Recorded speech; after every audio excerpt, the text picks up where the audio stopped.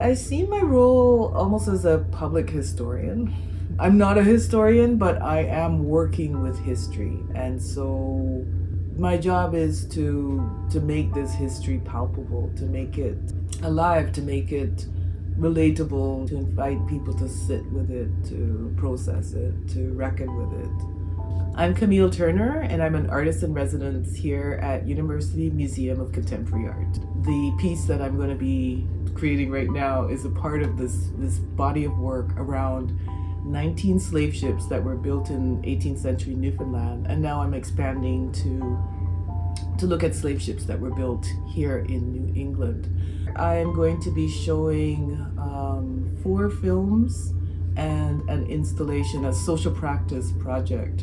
There's Nave, which is a 3-channel installation looking at the nave of a ship as a container for Black memory. There's another piece called Fly, and then there's the new piece, which is 80 Died of Flux and Flu. It's a durational performance in which I am washing and wrapping 80 rocks in gauze. Now I'm doing that because I encountered a letter that was written to James Rogers, who was a ship owner. The representative in Jamaica was sending him news that, gentlemen, this ship has landed with 142 slaves. But in the very next sentence in the letter, he says, having buried 80 people with the flux and fever. So what he's saying is that, well, 80 people died en route. We'll just write that off. That's the brutal arithmetic of slavery. My way of processing what happened is there are 80 people who died on this journey. 80 people who would have been unceremoniously dumped into the water. There are 80 people that I wanted to bring into memory, that I wanted to remember. So I basically washed these 80 stones, and so I'm tending to these people. There's a lot of grief that comes with this piece. It's a very heavy piece, and I'm inviting people to come sit with this history. Let us process it together. Let us remember the people and do the work of reckoning with this story. There's also Afronautic Research Lab Newfoundland, which is a film that will be shown in the Afronautic Research Lab.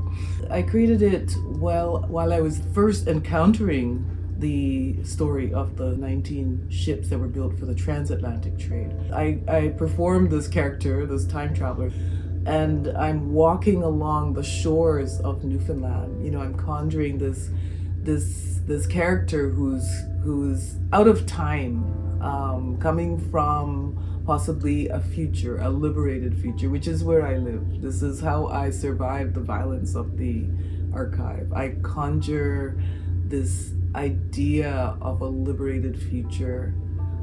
If that future is imminent, then I can anchor myself to that future and go back into the painful past. So the Afronautic Research Lab is a project that I believe began in around 2016. We created this archive of silenced and suppressed records and documents. And it is basically, a reading room where people are invited to come sit around a big table and look at documents that are from the archive. This is the first time I'm actually doing one here in the United States. I want materials that pertain to New England in the context here. Most people don't go into the archive. They don't know this history. We don't get taught this history in school. There's really something powerful about touching that history that you think is a long time ago, but here it is, right in front of you.